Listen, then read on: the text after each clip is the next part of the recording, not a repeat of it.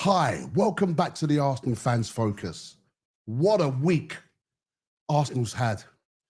Beating Nottingham Forest 3-0 and then going out to Atletico Bilbao and beating them 2-0.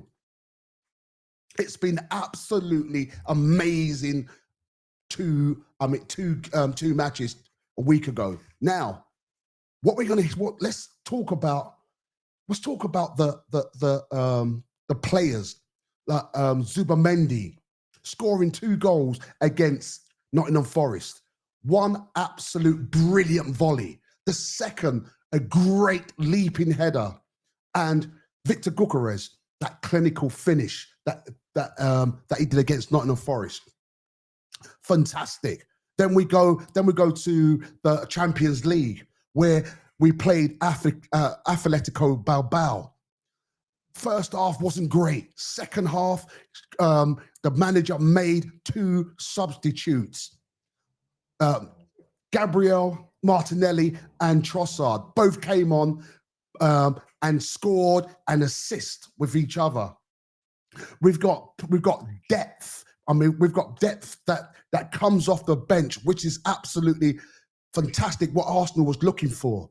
We've got players like Eze when he played against Nottingham Forest. How refreshing it is to see that left-hand side. How the players are passing more now to that left-hand side, and what Eze can bring. He takes on players. How he's working well with Victor Gyökeres, and how he's working well with Nottingham Forest. Now, remember when Nottingham Forest was first linked with Arsenal, not everyone, but people were going mad, people going crazy. What is Arsenal doing? Why is Arsenal buying more players from Chelsea? What is this guy? What's going on? We don't want him. People put out petitions against him. But now they are not putting out petitions. Now they're praising him. Now they are praising Nottingham Forest. They're praising him for who he is. The guy, he's got speed. He can take players on. He's skillful. On that right-hand side, that's depth, Eze. I mean, what we're gonna do today, we're gonna be breaking it all down. I've got my friends with me who's gonna be helping me break it down, and that's Adam. Adam's gonna be looking at. Adam's gonna be bringing in like the technical insights, and we've got Jake. Jake's going to be talking about the fans, the fans in perspective, and the passion about the fans. So this is how we're going to be breaking it down. And also, I want you guys in the comments who's watching, please subscribe, please hit the like button, and please share.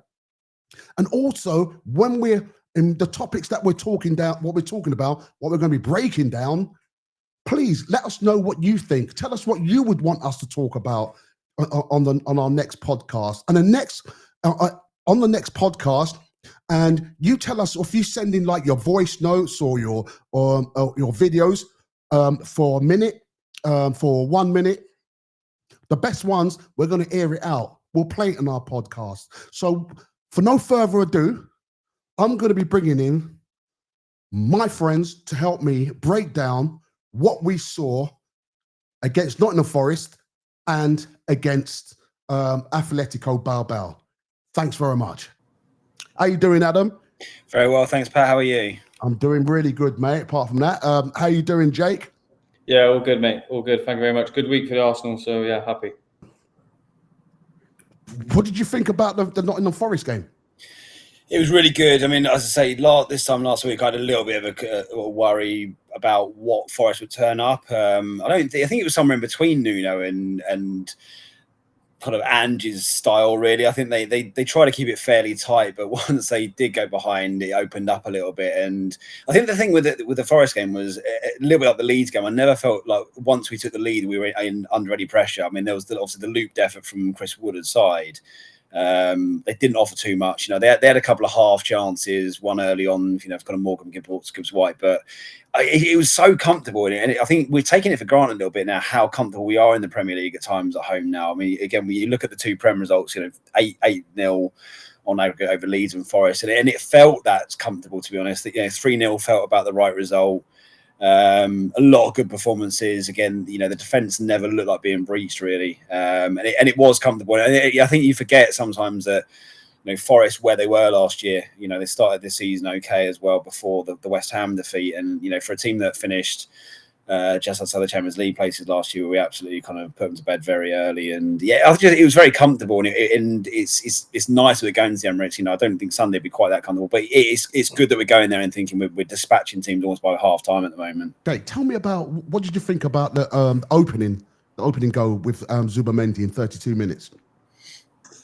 Yeah, I think it was a really good goal. Obviously, I think we started really well. I think overall, I think it was probably the best performance of the season so far. I think Madueke just looked absolutely electric. Everything was going down the right-hand side, as it usually does with us anyway. Great corner from Madueke. Obviously, the defenders nodded it out, and Zubimendi was right place, right time. Obviously, we were talking about trying to get goals from outside the box, and what a goal it was. Very pleased with Zubimendi. Obviously, he just clicked straight away with us and the way we play.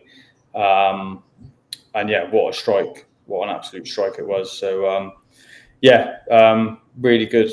As I said, do you think that took a deflection? Yeah, it took a little nick, but I think regardless, I think the power he got behind it and the technique he had on the strike, I think it would have gone in regardless. Little nick off the defender, but you can't really take that away from him. I think it was such a good strike that he was always going to hit the back of the net, really. Really good. We were talking on the last podcast about Eze and Gyökeres linking up, and obviously we'll talk about that later with that goal. But I think Madueke, just for sheer pace in that one-on-one, I'm really shocked by Madueke, to be honest. I'm really pleased for him. Would you again? Let's talk Gyökeres' goal with Eze. Adam? Yeah, as Jake just said, I think Eze, the speed that he delivered the ball is what Gyökeres needs this year.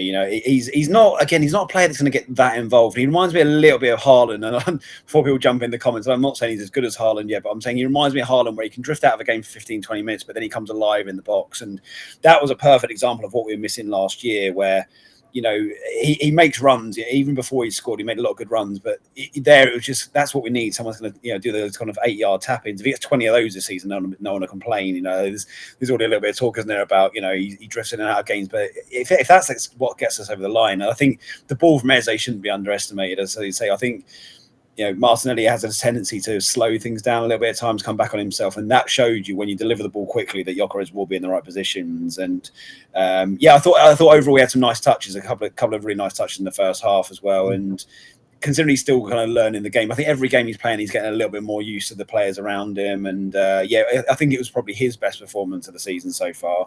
As I say, again, for someone that's scored 3 goals in 4 league games, bring the criticism on, because if he keeps that ratio up all season, happy days.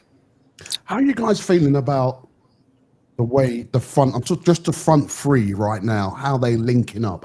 How do you feel? Do you think that's good? Do you think it's getting better? Do you think it looks great now? It looks like we've literally got some sort of impact now up the front. Now you've got these. I think with Forest especially, I thought proof was in the pudding, the way we linked up. I think Gyökeres was knocking around some lovely balls to Eze. Obviously, Eze repaid that with the assist for the goal. And like Adam said, we've always been struggling. We'll get to the wing and then we might play it back and might not quite get through to the player we want to. But Eze just slotted that ball straight to Gyökeres. And like we said, if he gets 20 tap-ins like that, happy days. Do you know what I mean? We'll speak about Bilbao later, but I think even in that game, we saw Gyökeres getting in very, very good positions, and I think the team are starting to find him now. He could have scored a hat-trick quite easily against Bilbao, I thought, but we'll talk about that later, like, as I said. But I think it's got to go down to Madueke as well. I think the way he's basically creating everything for us against Forest, and to have that outlet where Saka's probably got a bit more. Well, Saka has more quality than him on the ball, but as far as getting to the byline, beating your man one-on-one, it's hard to say that anyone's really doing much more than him in the league at the minute. Obviously, it's early days, but again, he's. I seen a stat the other day from his whole career at Chelsea in the first few games at Arsenal, and his stats are just unbelievable since he's come over to us. So, yeah, I think as a three, they're all slightly different players, and I think they are starting to gel. And it'd be interesting to see when Saka comes back in as well. How do you think the link up? Right, because I think it's refreshing to see how much emphasis now they're putting on the left hand side now. And how do you think that the link between Eze and Gyökeres is working? I think, well, considering the last game against Forest, I think you've got to say the league game against Forest. I think you've got to say it's working well. I think over time, again, Eze's just joined this team. We play a very certain style of play, where he probably had more freedom at Palace. I think he's got to do a bit more defensive work for us, and also find his own game here as well. So that will come over time. But that just simple pass, good run in. Obviously played the offside well as well. So clever play from Eze, and I think he'll come on leaps and bounds. And I think, the link-up's looking good at the minute. Just need to carry it on. Going back, you just someone just spoke about Nuni. I think that was you, Jake. But let me ask you, Adam. Do you think just cast our mind back a little bit when we heard the announcement about Nuni coming to the Arsenal, and the negative vibes, especially about this petition that went out against him. What do you think now? What do you think these fans are saying now about him? I think they're eating humble pie. I mean, I think where Madueke was a little bit of a victim was, where it hasn't always worked out from Chelsea. Let's be honest. Madueke, if you look back at what he did at the end of last season, I think there was some Chelsea fans. I saw a podcast, or not podcast, sorry, some fans interviewed outside, and a lot of them were saying he was their best winger last year. And I think the fact that we've had Sterling and David Luiz and obviously a few others that haven't quite worked out as well, I think it was because he came from Chelsea. If they looked at the England performance, I think it was in May, wasn't it? And I think he was man of the match in the England performance then. And you go back to some of his performances for Chelsea last year when he got the 4 at Wolves, and it was. I think there was this reaction because it was that people were fed up with being players coming from Chelsea and think, well, if Chelsea are happy to let him go, but he's not the first player to leave Chelsea and obviously kick on. Chelsea have had some very good players over the years. They've also had people that haven't been if you look back, even going back a long way to Shevchenko and Torres, they've not hit the heights at Chelsea, and sometimes it doesn't fit. And he just seems like he's happy at Arsenal, and I think people probably prejudged him in a Chelsea shirt, but didn't give him a chance. And I think they're now looking at it and going, well. And he's different to Saka. I love Saka, but what I like about Madueke is you're never quite sure which way he's going to go. He goes left, he goes on the outside, he goes inside, and every time he gets the ball, he looks like he's going to attack the defender. And I think Saka's brilliant, but sometimes he does have a tendency to go inside a little bit and cut back. And I think with Madueke, you just think every time it's exciting, he gets the ball, you think, right, he's going to go straight at the fullback.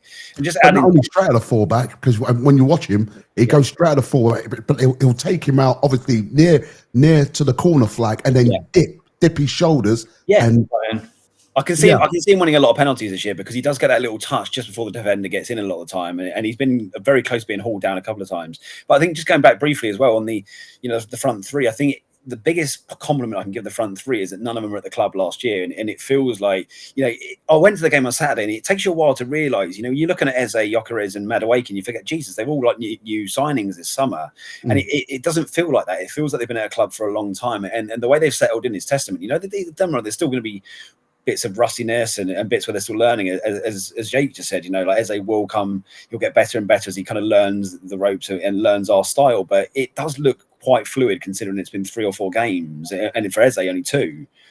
It's been very good. I would just say I think it's a credit to the club. I think our club it makes it a lot easier for players. Sometimes you see players come into clubs and it takes them such a long time to get used to it. And I think the way we are, and I think the squad Arteta's built, I think it is easy for like the likes of Madueke to come in. I think another point on Madueke, I think Saka's injury has really, really helped him, obviously. I think the uproar about it was because we've signed the right winger and Saka's our guy, do you know what I mean? So I think that was the big fallout, essentially, when Madueke originally signed. It's like, well, he's not going to play. Why are we wasting 50 million on a guy that's not going to play? So obviously no one wants to see Saka get injured. He's one of our best players. But on a fan's perspective, because I just want to know what you guys felt on a fan's perspective, because obviously, like you said, no one really understood what this signing was about. And now that they're seeing what he can do, there's now things coming up, or people are talking about. So what happens when Saka's back? I want to ask you guys, as a fan, and from the fans' perspective, what are you guys thinking? From my point of view, I think it's just a good problem to have, and this is I said it a couple of weeks ago on the podcast. That City had this problem for years when they won the league 4 years in a row. It became a bit of a running joke, didn't it? Pep roulette. You're never quite sure what the team was going to be. And we sat here last week and we said, we had a stab at the 11. We were pretty confident of that. Now, no one thought Declan Rice was going to start in last Saturday, and that's the thing with the Arsenal at the moment. If I'm honest, I can't give you an answer. When everyone's fit, I think there will be games where Madueke plays on the left, Saka plays on the right, Eze plays to the middle. There'll be games where Saka might go out to the left for a bit. I think that's the problem. The thing now, it's not a problem. It's a problem for Arteta to try and keep everyone happy, but it's what the squad needs, because there was times when, especially Saka, Saka got doubled up on it a lot of times last year because he was the threat. Now, if you double up on Saka, you got Eze going on the other side. Yeah, there's a constant threat from everywhere, and that's the thing. I think it's. I don't think there's going to be a tried and tested formula when everyone's fit. I think it will rotate, and I think there will be players playing in different positions, and I think that will keep things fresh. And I think it'll make us more unpredictable as a team as well. Yeah, I'd say it's like, obviously no one knew how good Mosquera was going to be. I think we need to spend 10 minutes talking about him. Yeah, we'll get into him in a minute, but it's just basically backing up what Adam was saying. It's like before we'd like, if Zinchenko came in, for example, or something like that, maybe that's a weak point on that side or something like that. But any player off that bench that played for Bilbao or against Forest, you'd be like, yeah, they could start quite happily. So as I said, it's brilliant. We're really strong now.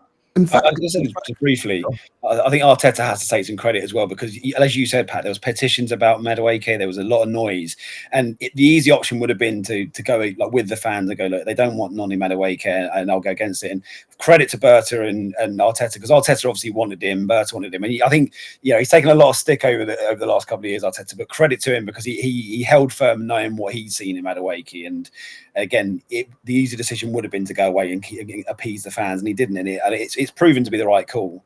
And credit to Madueke as well, because obviously he must have heard half the stuff on so easy on social media. I'm sure he did. Yeah, I'm sure he did. Unbelievable. Do you think these fans who criticizes Arteta, I don't think now. I mean, this is my opinion. I don't think no matter what he does, they're gonna find something with him. And I know guys didn't want to talk about a little bit. I don't want to dive away from it or divert, but just a little bit. I want to do this.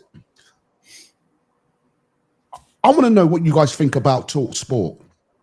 And I know you don't want to talk about them. If you don't want to talk about them, that's fine. I'm fine with it. I'll deal with it enough. But to be honest with you, I know you said, Adam, or was it you, Jake? They want you to buy. I get it. But but it's not even about that Jamie Hara or Cundy. We're getting ex-Arsenal players on there jumping on the bandwagon. I think there's always going to be. It's like with Manchester United. Obviously, they're having a terrible run, so it's not similar to what we're going through. But there's some fans that are like, I want Amorim in, and there's some fans that want, what the hell, like, sack him. I think you're always going to have that 20% of the fan base that are just like, no, he's not the man for me. But I think everyone on this podcast and most of the fans can see what Arteta's done for us over the last 5 years. Do you know what I mean? Yeah. Obviously, we haven't had the trophies to obviously back up probably what we've deserved.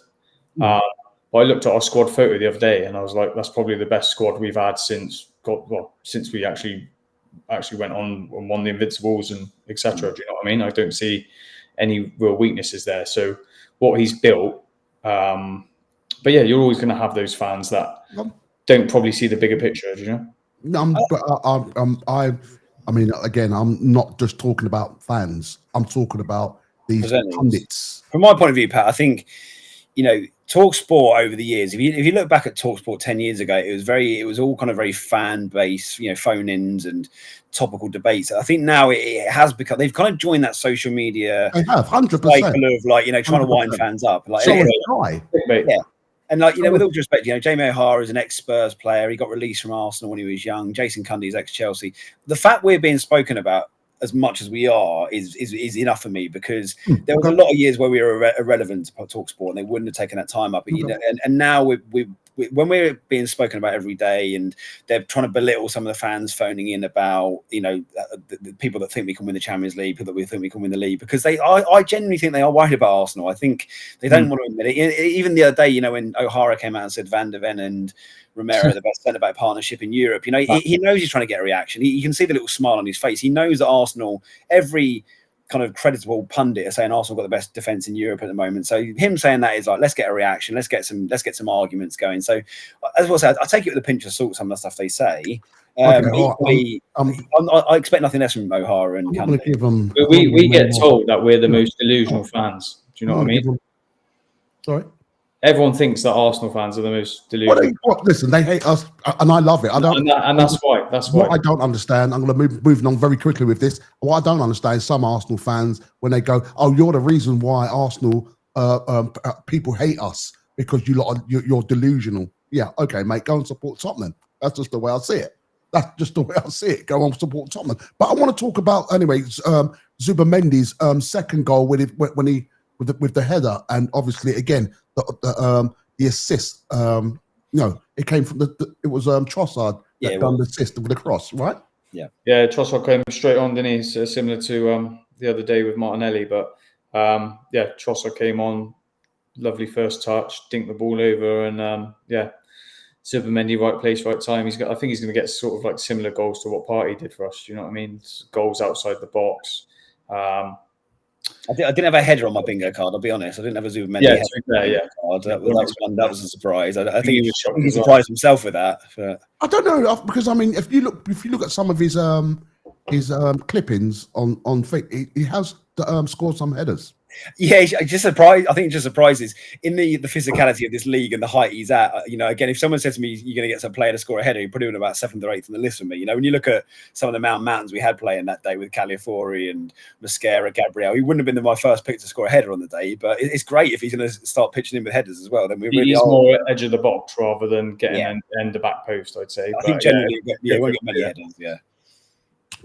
Oh, okay. Well, let's just quickly talk about the rest. I mean, you brought up Christian Mosquera, but not only Christian Mosquera. How do you guys feel overall the new guys are fitted in? I think we've got an absolute gem, and if Saliba does go, not that I don't want him to go, but Mosquera came out the other day. Actually, he said, I think it was after the Bilbao game, and said like Saliba and Gabriel have properly taken him under their wing. And it's a proper like family club, and it's good to hear that from the players, but I think Mosquera is just how he's just come in, and he's been absolutely unbelievable. And I think it's going to be difficult for obviously Saliba's probably going to come back in because he's obviously still young, Mosquera, but the confidence he's shown, even with his passing, coming out, receiving the ball in tight areas. His defending is honestly for £13 million. I think he's got to be talked about as one of the signings of the summer so far. Yeah, I agree. What did you say, Adam? I think like Jake kind of just mentioned. I think Yeah, I think the way that people are settling in is amazing, really, how quickly people are settling in. You look at all the signings, and all of them have had very good moments or some really good performances so far already. And you look at Liverpool at Florian Wirtz, and that's a 120 odd million pound player there. And I'm not saying he's struggling, but he's not hit the ground running as quickly as some of our players. And, Well, I mean, and I think do you know the stack? Do you know the stacks on him? No assists. Yeah, is it 007? Yeah. 115 million. And that's what I'm saying. I think, when you look at that, and I'm not saying Wirtz has been bad, but, normally you'd expect that little bit of a bedding in time. And Mascara, I said it last week, when Mascara came on at Anfield, I was a bit like, oh, this is a big call. And he was immense. He's been immense in the 2 games since. And there was even when Saliba came in at a similar age, and he went on loan for a couple of years. And it just, everything about the club feels like players are ready to go and they're settling quickly. Whether it's that growing, even with Zubimendi, when I always felt that Zubimendi wasn't sure about leaving Sociedad, especially when he was linked with Liverpool. And there's always that concern when he comes in. Quality player, but you go, is he going to fit into the lifestyle? Is he going to be a the Premier League? Yeah, Premier League. Kind of more physicality, and it's just fitted in so quickly. And everyone that's come in has just gone in seamlessly, and whether it's a growing Spanish influence at the club, but it just, I don't know, it just feels everything. I've not been worried about any substitution. I'd say we've not really seen Norgard yet, but the other signings have been really good. And as I say, it just like as Jake said earlier, it just feels like if we changed 8 players for any game, you still fancy us in certain games because of that's the quality we've got in depth now. And Hincapi. We haven't seen too much of him yet, but the fact I said last week, the fact he's signed and he's got 3 or 4 left backs in the competition with him and centre backs, he's probably thinking, he's obviously got a lot of confidence in himself. He wants to come play for the club. It's a place to be at the moment. I think it makes it a lot easier when a Mosquera comes in and you've got a world-class player like Timber next to you, a great leader, Gabriel next to you, David Raya behind you. Do you know what I mean? This squad is serious. So I think that does help a lot, and helps them settle in a lot quicker. But to be fair, Bert has done magic, and well done. So fans overall through out of 10. I think the window itself and the way the signings have already bedded in, I'd say it's got to be up there with an 8 or 9 already. Agreed. Yeah, I'll go 9. I'll definitely go 9 for that signing. One negative thing from that game, Odegaard's injury quickly with that injury, because he went back to Norway straight away after that, played a couple of games, and then he obviously came back for Forest, and obviously it was the same shoulder that he's injured. I don't think maybe he was forced back a little bit too quickly, but I think from memory, I didn't think he had much time to put his arms out, and I think he just ate the floor with his shoulder. I'm watching it now. He gets like shoved. You see what I mean? Okay, Adam, what do you think? What do you think overall? Victor Gyökeres, Zubimendi, Mosquera, Nuni, Eze. When you look at them, let's just say that's on the bench, and let's say all the others were starting, like the who is it? What's his name? Who's injured at the moment? I'll just say you got Saka. Saka was out there. You got Havertz. Sorry, Kai Havertz and everything. And this say they were starting. Okay, would you, when as a manager or as a fan, turn around, look at that bench, and knowing what we've got now, are you excited about really excited? I think, as I say, our downfall the last few years, I think at times we've been the best 11 in the league, but we've never been the best squad. That's been the problem. As Jake said, at times you thought, here comes a couple of players that are going to just drop the quality. And as we said a minute ago, I just don't know what the best 11 is anymore. And there's a case for three or four players who already put themselves in the mix to be starting. And I know we'll come on to Bilbao in a minute, but it's obviously raising the game. You look at what Trossard and Martinelli did, it's raising their game from the bench as well. And that's what I'm saying. In the past, I've always said this about Arsenal in the past, like, you could name our 11 every week, and it felt there wasn't much pressure on some of the big players. And sometimes I felt that the performances were dipping because of that. And as I say, I use the example of City where, when they were at their pomp, they'd rest De Bruyne and, Mahrez would come in and De Bruyne and Grealish would come in and rotate. And, they had Alvarez and Haaland, and you're never quite sure every week what the 11 was going to be. And I think that's where we're at now, where if a player has 1 or 2 bad games, they're going to be dropped. And, rotated. And even Gyökeres, he's been getting 65 minutes in some games and 70 odd minutes because, there are options off the bench now. And, with players like Marino and say Havertz to come back, there are so many options. And I don't think you will see a player get 90 minutes every week unless it's someone that really is untouchable. Weird, I'd have put Rice in that camp, and then he was rested last Saturday. So, who is actually untouchable in this team anymore? I'm not sure there's anyone. I think it's brilliant for players like Saka and Saka. If he got injured before, he knows as soon as he's fit, he's going to walk back in that team. But even Saka watching Madueke, Saliba watching Mosquera, it gives them that extra bit of hunger. I've actually got to fight for my place now. I've got to give my all to, and when I do come on and come back, I've got to be scoring or assisting or defending well if I'm defending. So yeah, it's good. As I said earlier, it's a good problem to have. What I want to do quickly, because I'm going to be finishing up on this topic in a minute, but I'm going to be very quick. I just want to be very, very quick on this. I'm going to ask you your players' ratings very quickly for that game, Arsenal and Nottingham Forest. And I'm going to start off with you, Adam, David Raya. Didn't have an awful lot to do really, so I'll go 7. But yeah, I think he was solid. Did he get a touch to that Wood? Okay. I don't know. It was very. I'm not sure he did. He may have got a slight touch on the Chris Wood, the loopy bit off Chris Wood's chest that hit the bar. I know he did. I think he got. Fair play if he did. I only give him a 7 just because he had a lack of stuff to do. I thought he was commanding. His distribution was a little bit more secure than it's been in the first few weeks. So 7 just because he normally with David Raya, if I give him an 8 or 9, he's pulled off 2 or 3 big saves. I didn't think he had to do that, so it was a 7. Okay.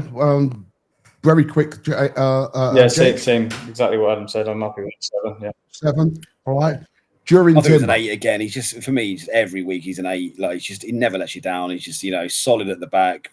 Drives forward, good in possession. He was really good. He's slowly becoming one of my favourite players. I think he's got to be 8 or 9. He's like Bakary Sagna, but even a level above. I think he's that good. Okay, I'm going to start with you again, Jake. Gabriel, Martin. Gabriel. Yeah. Gabriel, defender. Yeah. Did he captain Forest or when Odegaard went off? Or did he did. Yeah. Just an absolute legend. Rock at the back. Leader. Yeah, 8 or 9 again. Absolute rock at the back. Yeah, the last bit, when we secured the clean sheet, you celebrated like a goal. I love Gabriel. He's arguably my favourite player now. He's absolute cult hero. And 8 didn't put a foot wrong, really. Again, the reason it's not higher is just because I think Forest weren't as much of a threat. If it had been a 9 or 10, if it had been against the Haaland, but they weren't a big threat. But 8 for everything else he did. Okay, all right. Ricardo Calafiori, Jake. Yeah, again. Quality performance, sort of making that left back position his own. Obviously, did get beat a few times by speed. But then he had that nice little touch for Eze for that Gyökeres goal. Brilliant. That was absolutely blinding. That was an absolute blinding. Lewis Skelly's obviously creeping into midfield, and he just looks so comfortable on the ball, and always looks better as a left footer as well.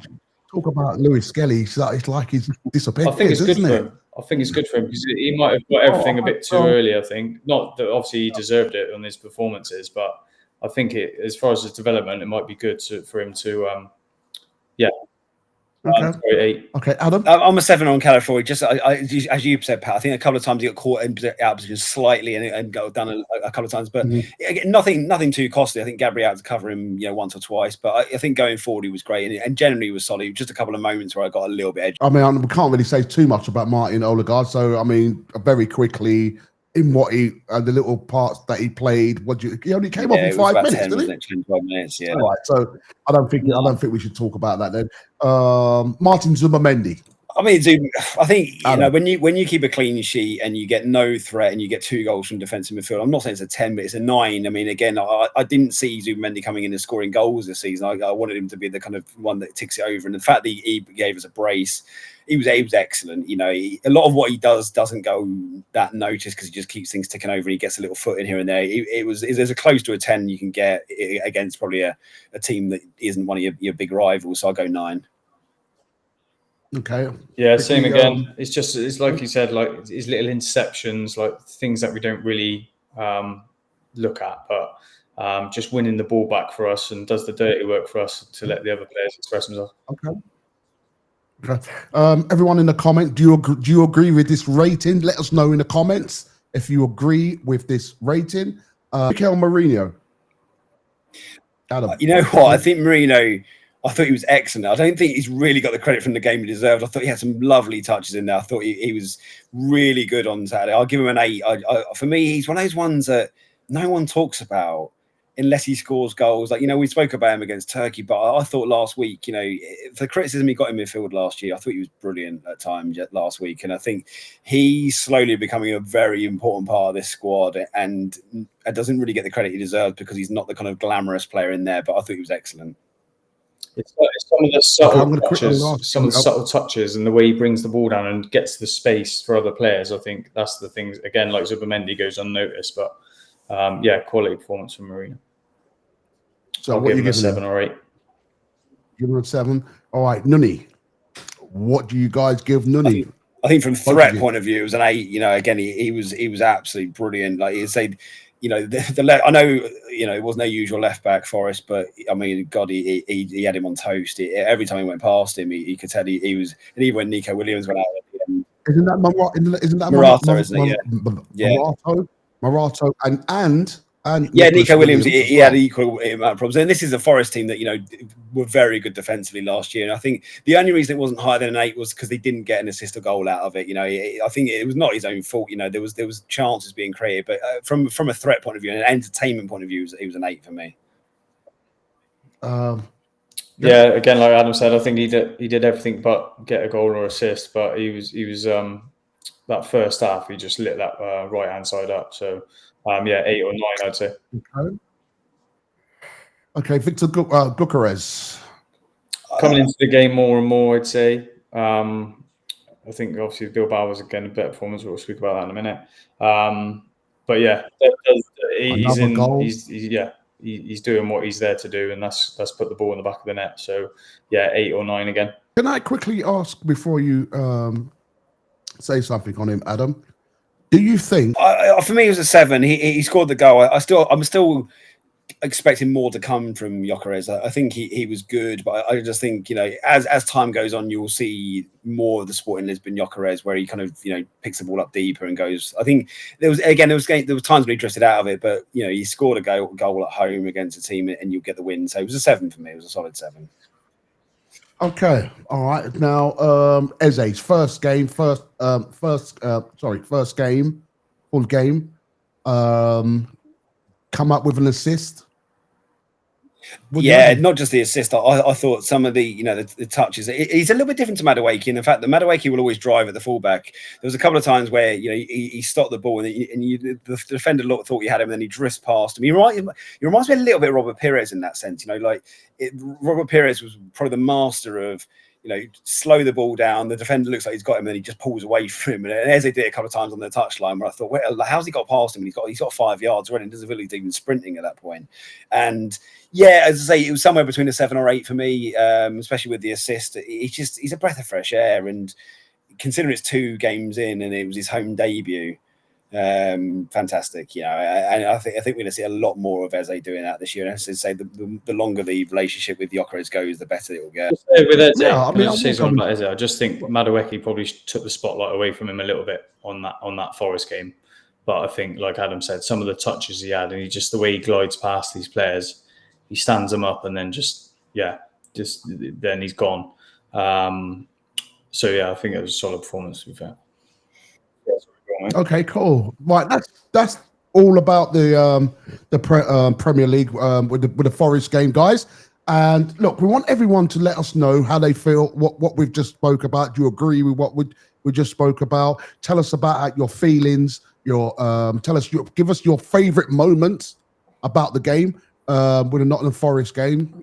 So please let us know what you think about it. Please subscribe. Please hit that like button as well, and please share it. We're going to take a break. All right. So, and we'll be back on the other side, and we're going to be talking next about the Champions League.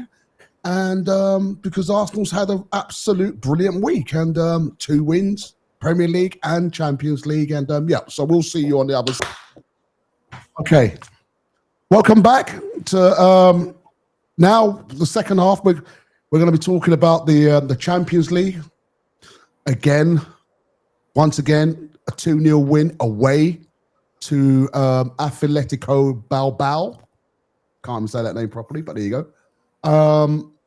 Fantastic. I mean, honestly, I've got to say, no, in fact, I'm going to ask you guys first. What did you think about the game? I mean, let's just talk about the game itself, not the individual players, but let's just talk about the game. How did you see it? Because I thought it was a little bit.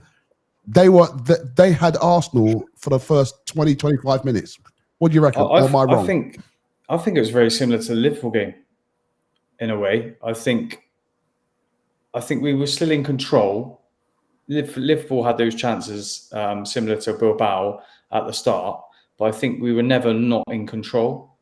And I think it was very similar to the Liverpool game, where after we were quite defensive in the way we were, and then after the 70 minutes we made the subs.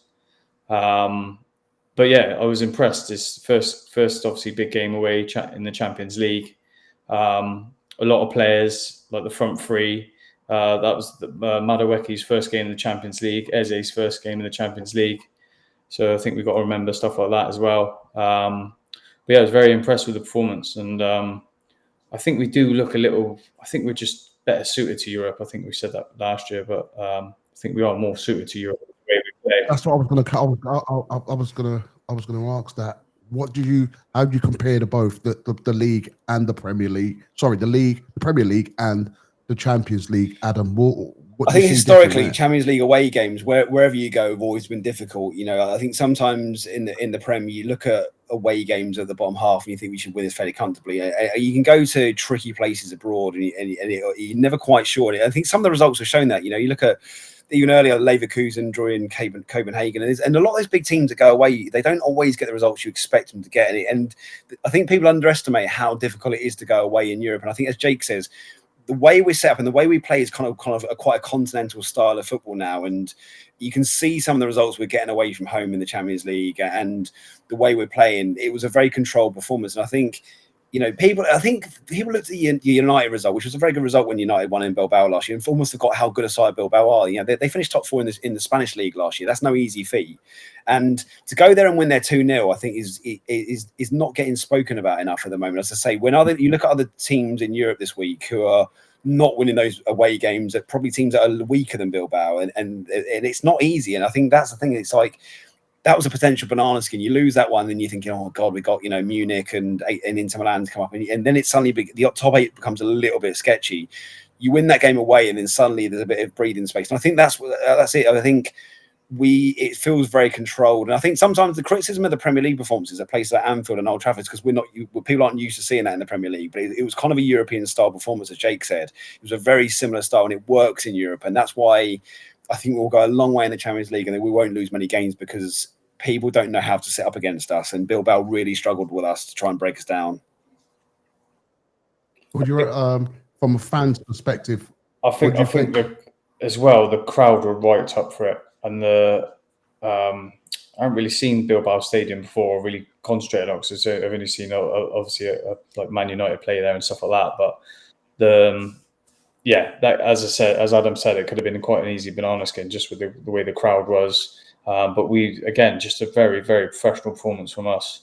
And again, I know I said about Arsenal, we play better in Europe, but I think we do have players that are better suited to Europe, such as a Martinelli, rather than I think he's brilliant, and it has been brilliant for us in the Champions League. Obviously over the last couple of seasons as well. But yeah, I'm just from fans' perspective, I think absolute dream first result for us, and subs come on and done very well for us. So I mean, we're going to break. Right. So let's talk about these subs. You talk Martinelli coming on for the 71st minute, and scoring in 36 seconds as soon as he come on. Do you think Martinelli now? Do you think that he's a better as a super sub, watching the game, analyzing the game while he's on the bench? Do you think that he's now feeling the heat? I think Martinelli's it's interesting with Martinelli and Trossard, because I think when Trossard's out the team, it's written all over his face. He's not happy about it at all. But he still comes on as very professional. I think Martinelli's different in a way where he just come on. He's always got a smile on his face and he'll do a job for you. But I was so happy he scored that goal. People, like the commentators, was like slagging off his first touch. It's like Trossard's pinged the ball over the top. He's managed to get a header on it. Obviously, the second touch was amazing to bring it back in front of him. But I think obviously there's been a lot of talk about Martinelli, and for him to come on and do that straight away, because I think Eze was getting some heat about not really getting involved in the game. So you've got to again go back to the manager and say, look, he's seen something there. Put Martinelli and Trossard on, and they've both come off with a goal and assist each. So yeah, credit to the manager. But yeah, I think it is really well as far as Martinelli's confidence. I think people were questioning him, and he's shut them all up, to be honest. I think last year Martinelli and Trossard were each other's competition. Now Eze is the competition for them, and I think, as you say, it can only improve performance when they know they have to come on and do something. You know, I say Martinelli, he looked like there was a fire in him to go improve a point out there, and that's big. And I think sometimes you said last year you always felt with Arteta's at times it was almost like you knew 65 minutes whoever started out of Martinelli and Trossard, the other one would get 25 minutes. Now it's like you're not sure who's going to come on in that position. You're not sure if Martinelli gets a run up front, Trossard comes on out front, whether Eze goes into the middle. There's so many different options now. And I think that's the thing. You in a 20-minute spell, you have to go and impress. You can't come off the bench now and do nothing, because then you won't be in the team the next week. I have to say, I was surprised. We were talking about it before the game on Tuesday, and we were talking about I thought there'd be about 4 or 5 changes from the weekend. I thought, Lewis Skelly might come in. I thought Martinelli or Trossard might come into the team. I thought there might be a rotation, but it didn't happen, which surprised me. And I think that's a big sign that if you do play well in this team, you will keep your position. And that's why when the subs do come on, they have to go and impress now. And it's definitely driving the levels up. It's not guaranteed. At times in the last 2 years, you could almost have 3 or 4 poor performances and still be in the team, and now you can't, because there's so many people like chomping at the bit to go and take your place now. Can I just mention something that we've totally all forgotten? It goes back to the Forest game, but it just reminded me of what you were saying about the 4 or 5 changes. We haven't spoke about Nweri. And how Nweri came on for Odegaard against Forest, and he did absolutely amazing. And I was surprised he didn't. I think obviously, like we said, I think we said this a couple of episodes ago about Nweri. Probably he's more comfortable to start Nweri at home. Obviously, it's a big Champions League game away from home. I understand that, but I think Nweri could be a bit upset that he didn't potentially start. Obviously, Rice came back. And he probably wasn't going to drop Marino with his form at the minute. But I think, we hadn't mentioned Nweri at all, and I think he did very, very well the other day. But do you not think that's down to the manager now, how he handles these players now that he's got not just quantity, but what I like about the squad, it's quality. So now, obviously, it's down to it's called management now. How you manage your players, even though each one of these guys on the bench can start. So it's man management now. What do you think? How would you handle it? I mean, Pep's handling it. All right, this is Arsenal's first time now. They've got the quality. How do you think? I think so far he's handling it very well, and I think you look at Champions of Europe, PSG. Doué didn't really play for a long time last year, and then he became one of their most important players in the latter part of the Champions League. And I think you've only got to look at that. I think if the Arsenal players are looking at this as a squad and going, we can achieve something big this year. Players like Lewis Skelly and the younger players that probably, Waneri, as we just said, they will look at it and go, I might not be starting games straight away, but I'm going to have a big part to play in this season. I think we're going to be fighting on 4 fronts. And I think Arteta's probably given that reassurance to a lot of the players, saying, yeah, you might not be starting this week, but we've got City on Sunday. We might rotate a couple of there. We've got Port Vale on Wednesday. At the moment, there's a game every 4 or 5 days. And not only is it bringing on 5 or 6 subs a game at the moment, you will rotate in certain competitions. And I think there'll be a situation where, we do have Max Dowman and Waneri and Lewis Skelly, probably hopefully driving us through Carabao Cup rounds. And I think that's the thing. I think 10 years ago, when we were probably kind of fighting on 1 or 2 fronts, it'd have been a lot harder to keep this kind of squad happy. But I think the whole point of this squad is to try and not win a trophy, to try and win 1 or 2 or 3 trophies and try and fight on various fronts. That's what Liverpool were doing. Liverpool won the league at a canter last year and didn't wrestle it. They spent $500 million. They looked at it and went, "Can we go and kick on?" And that's what Arsenal have had to do. And I think it's a really good problem to have. And Arteta's handled it very well so far. I've not heard any unrest from the squad. And if I did hear a little bit of unrest, I wouldn't be against that, because I say that's you want people to be kind of upset for not starting. Right. So, so let's. So, how would you compare the two difference between the two approaches, the league and the Premier League? To be fair, I think it's very similar, and it all starts from our defence and the way we defend. But yeah, I think Arteta, it's just all about controlling the ball. If the opponent doesn't have the ball, then they can't hurt us. As I said, I think the Bilbao performance was very similar to Liverpool, and we controlled that for large parts. Obviously got unlucky with the goal, but subs came on and he wanted to attack and finish the game, and that's exactly what he did in the last 20 minutes. Don't get me wrong, obviously I'm sure he'd be happy to be 2-0 up at half time, but I just think Arteta's all about control, and yeah, as long as we've got the ball, I think he's going to be happy. Let me ask you this, Adam. Which performance was more telling of where the team is? Tough question. Right, I think the Forest performance was probably a better overall 90 minutes, but I think if you're looking at a trickier game, then Bilbao away is a tricky game. So I would say the Bilbao games are probably a bigger indicator of where we are, because it's a big European team away in a hostile atmosphere. I think Forest at home, even when we weren't at our pomp, we could have won that game 2 or 3-0, at times in the last 5-6 years. I think going away, we had a very poor away record in the Champions League. For if you look years ago in the kind of the mid-teens and noughties, we'd lost a lot of games. Even going back 20 odd years, we used to draw games in places like Kiev and Moscow, and now, as Jake was saying, I think we're set up to win anywhere. We go to. Where are you scared of going these days as Arsenal? If you went to Barcelona or PSG, it's a tough game, but I wouldn't be thinking, we can't get something out of this game. And I think that's why I'd say it's a more telling performance with Bilbao, because we've not conceded away in Spain. Was it 6 games in a row? The first time ever a team has won 6 games against a Spanish opposition, 6 games in a row. And I think that's what it shows you that. I know it's slightly changed now, but we were joint favourites of the Champions League after that performance, and that says a lot. And I think that's where the bookies and the kind of fans looked and went, "Wow, Arsenal were a threat this year." I think when we went away in Europe over the last not over the last couple of seasons necessarily, but years before that, I think the first 20 minutes of most games we would be not concerned, but clinging on.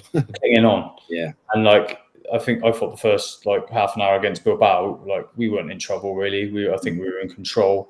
The first 10 minutes, I think Arteta likes to set the scene, and we're going to keep the ball, knock it round, totally killing it, the fans being up for it straight away, sort of thing. So, yeah, a lot more confident in the Champions League, and obviously with the squad we've got to be. I'll tell you what. I just want to compare before. I'm just trying to think how the injuries. Because we had again, there was a bad injury with Gyökeres and with the incident with Gabriel. Do you think that hindsight, the manager should have bought off Victor, because that was a bad It was a head nasty cut. injury? I thought It was we'd have to it was a go massive stitches gap. straight away, to be honest, because it was a bad one. But obviously they put that band on his head, and I thought he was just going to get stitched up. Because they normally in the Premier League, if you've got a bad head injury, I don't you're think that off. was. I think that's more concussion related. I think that was just a. I don't think he had a concussion. I think it was obviously just a nasty gash on the back of his head. Yeah. I think they were just trying to obviously bandage him up and get him in at halftime to potentially stitch him up, and probably that's why he come off a bit earlier than expected, maybe on Tuesday night. But yeah, it was a bad one.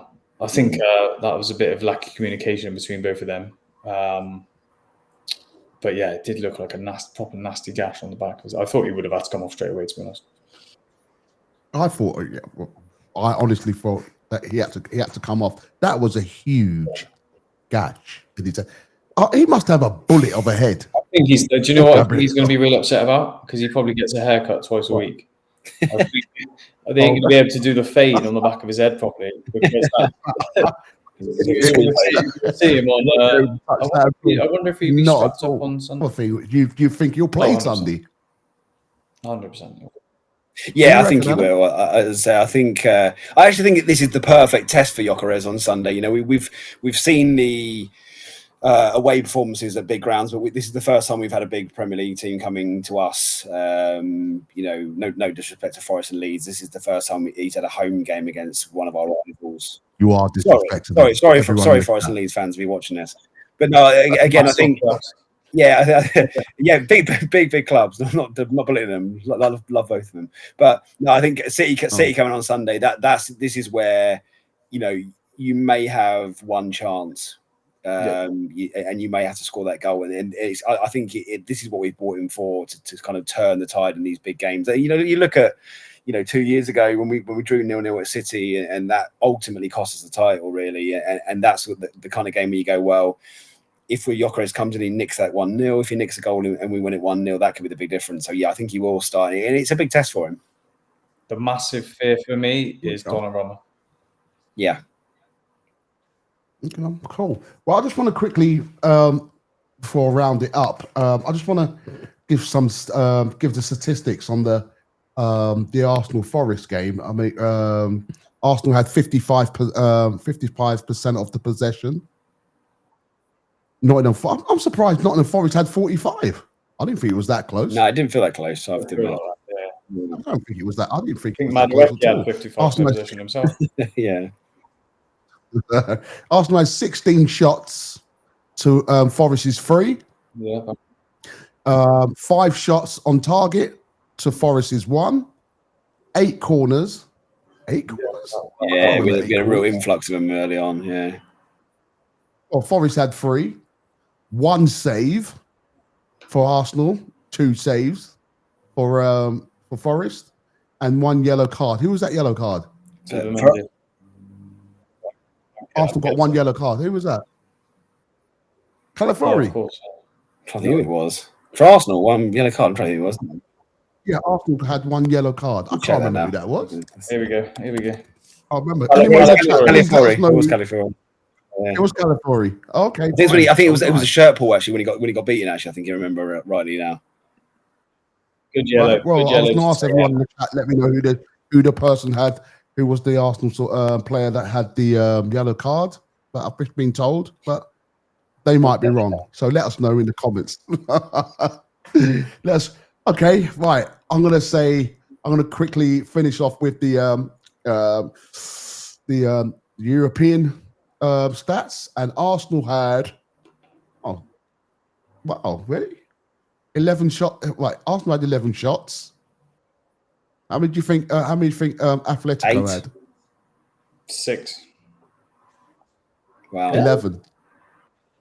Yeah, 11 shots. Okay. Shots on target. How many do you think Atletico had? I'm trying to think back of their shots. 3. Monday. What do you reckon, Jake? Less than that, probably. 2. Right. Yeah, you're dead on. They had 2. Arsenal had 6. Touches in the opposition's box. Right, let's have a look at this. Yeah. If you get this guy, I'll tell you. What do you reckon, Atletico? Touches in win a box or something. I bet you would. Go on. How many touches they had in our box? In our box, yeah. 17. Less. Okay. 9 or something. No. Well, all right. So you're saying. 17. What did you say, Adam? 17. What did you say? What did you say? I'm You're saying saying 9. less. 9. Okay. 24. All right. What do you reckon Arsenal had? 21. 33. 30. 25. Okay. Last one. Possession. All right. Percentages. Right. What do you reckon? I don't think it was far 50-50 because I think a lot of our play came on, not the counter-attack, but I'm going to go 52 Arsenal, 48 Atletico Bilbao. Okay, I'll go the same as Forest, reckon, just to mix it up. Nah. They had 38.50%. Arsenal had 61. Yeah, that's more dominant than I thought we were. Yeah. Yeah.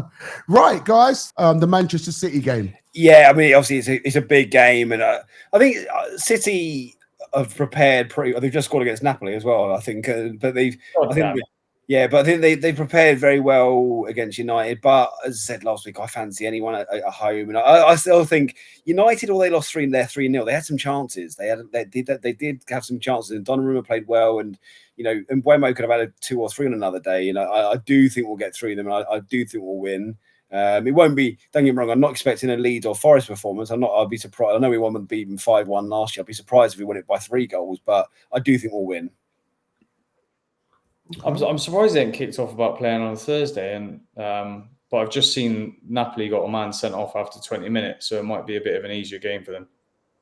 Can I just quickly ask you guys? I mean, because I don't understand this. Why is the Champions League playing on a Thursday now? You're right, Pat. It's all about TV, and the more days you can spread it over, the more fans will watch each game. That's why there's more games. And where does this leave?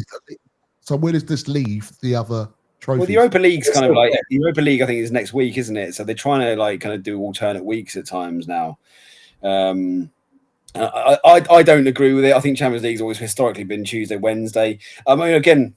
Yeah, as I said, it's probably a little bit unfair on City playing Thursday. I mean, happy days it's the case, but we had it last year when we played it at the Etihad. We played Thursday night and City played Tuesday.